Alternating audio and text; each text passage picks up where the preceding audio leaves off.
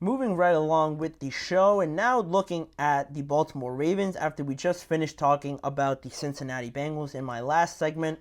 We're going to look at the Ravens and their wide receiver position because they, I think, got better. I believe that they got better over the years and just in development of this last season with Zay Flowers coming into his own, especially in the playoffs. I think he really matured. Other than that silly, I think it was unnecessary roughness or just unsportsmanlike conduct penalty that cost them a little bit. I think he really matured, and I liked a lot what I saw from him. But we're going to talk about another wide receiver, Rashod Bateman, who has been on the Ravens roster since they drafted him in the first round back in 2021. And if you look at the career that he's had, the numbers don't jump out at you too much. 93 receptions, 1,167 yards, 4 touchdowns in 3 years with the Baltimore Ravens. I think the aspirations for Rashod Bateman were obviously a lot greater than this if you're going to draft him in the first round. But even with a disappointing start, Baltimore still felt confident in him, and they agreed to a 2-year, $12.8 million extension this offseason in April. No fifth-year option because Rashod Bateman, of his injury designation, wasn't available in his contract. So with that being the case, he was entering into the final year of his rookie contract, and Baltimore decided to extend him, and they didn't take too long. It seems like they feel pretty confident with him and their evaluation of him and what their role and what his role could be. I'm going to touch on that a little bit later, but you look at that extension, and also with no other additions to this room up until this point, other than a rookie wide receiver that they drafted, Devontae Walker. It really just going to come down to Zay Flowers again and Rashod Bateman in combination with Mark Andrews and Isaiah Likely, and also no Odell Beckham Jr. this season. Not to say that he was a massive contributor like Zay Flowers was, but he was another option, and now you take that away. And I always get confused. I think it's Nelson Aguilar that is on this team. I always confuse him with Jalen Reagor for some reason, but Nelson Aguilar also is another option that they have. So it's really going to come down to Zay Flowers and Rashod Bateman, in my opinion, to deliver something, contribute something from the wide receiver position in 2024 to this offense. And Mark Andrews spoke specifically about Rashod Bateman and how he has seen him approach 2024 in a big year. I think a lot of people would agree. Mark Andrews said his route running, catching the ball, being where he's supposed to be, he has it down to a science. I know he's worked really hard, but he looks about as put together as he's ever been. So it's going to be a big year for Rashod Bateman. I'm calling it right now. And in his 3 years, Rashod Bateman, again, hasn't been great. He struggled with injuries, nagging injuries like a hamstring, some ankle injuries, and also season-ending foot injuries in 2022. And also when he has been out there, the lack of chemistry with Lamar Jackson does definitely play in part to what we're seeing out there. He does have some nice catches here or there. He does contribute somewhat, but it would be greater, in my estimation, if he were out there, got more reps with Lamar Jackson, and was, just available more. But unfortunately, he has been dealing with those injuries.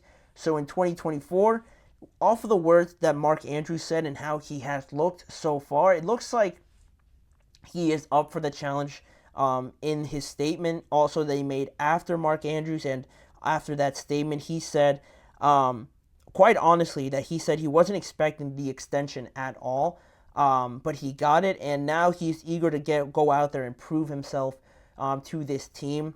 And it is, I want to preface, what Rashod Bateman is really, because do the Ravens need Rashod Bateman to be an elite receiver? It looks like some people probably expect him to do that, and it looks like Mark Andrews is building him up to produce that, and the Ravens aren't going to, not be happy if he does that. Obviously, they're going to accept that. It only makes this offense even better.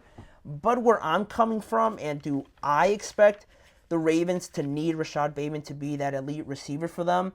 I believe that the Ravens have seen enough from Bateman to trust him as a reliable receiver, but under different expectations. When you think first round receiver, if you're gonna extend him especially, you probably think he's your number one, at least your number two option. But with Rashod Bateman, those expectations have shifted a little bit, in my opinion, because I don't think he'll be a guy where the Ravens throw it to 10 times a game, 12 times a game, he gets 8 to 10 receptions, close to 100 yards. I don't think he's that. I think he's had a big enough sample size.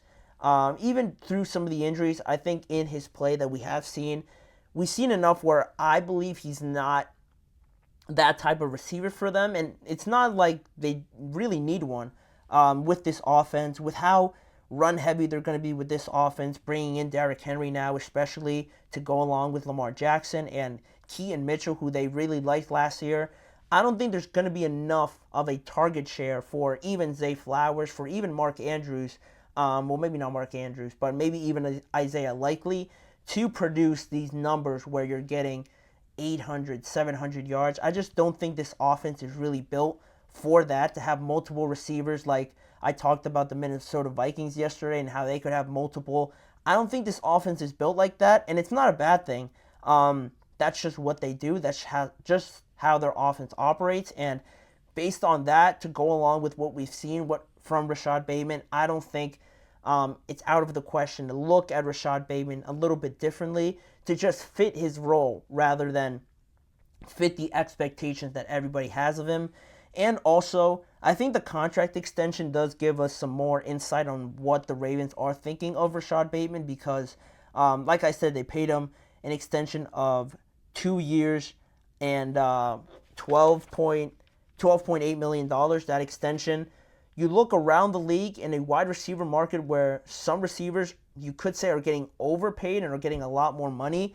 No wide receiver one is making or is getting that type of extension that Rashod Bateman got, and that's a fair evaluation of what the Ravens have seen, what they see him as going forward. 2 years, almost some more prove-it years to really buy into what Rashod Bateman could be for them. And I think it just shows how they value him and the level of trust that they have in him, because they've seen enough to want to keep him on the team. I feel like some teams would have seen the injuries and just the lack of production and numbers that they could have moved on from him. But the Ravens definitely value him, maybe not as a wide receiver one anymore, but just to fit his role, get 6 to 5 targets, 7 targets, make 4 catches, and have around 60 to 70 yards per game. Ideally for Rashod Bateman, it's just the role that he would fit with this team in my estimation, just going off of what I've seen from him and from what the Ravens gave him as an extension. Again, it's not a bad thing, and I just don't think the Ravens absolutely need Rashod Bateman to be an elite receiver, because I think Zay Flowers has a little bit more of a higher ceiling. Mark Andrews will be back healthy. He's one of the best tight ends in football. And you're now incorporating Isaiah Likely even more. Different formations, not so much spread out where the wide receivers can really succeed. I anticipated being more of a 12 personnel, getting 2 tight ends out there, and the Ravens making a living off of that. There's only one football out there. There's only one football, and it can't go to everybody. Rashod Bateman is not going to put up these elite numbers, but if he just fits his role with the Ravens, I think both parties will be happy. If the Ravens are successful, they're winning, Rashod Bateman is contributing at least somewhat, and he stays healthy, I think it's a win-win for both parties in my evaluation of that. But Mark Andrews seems to have high hopes for him.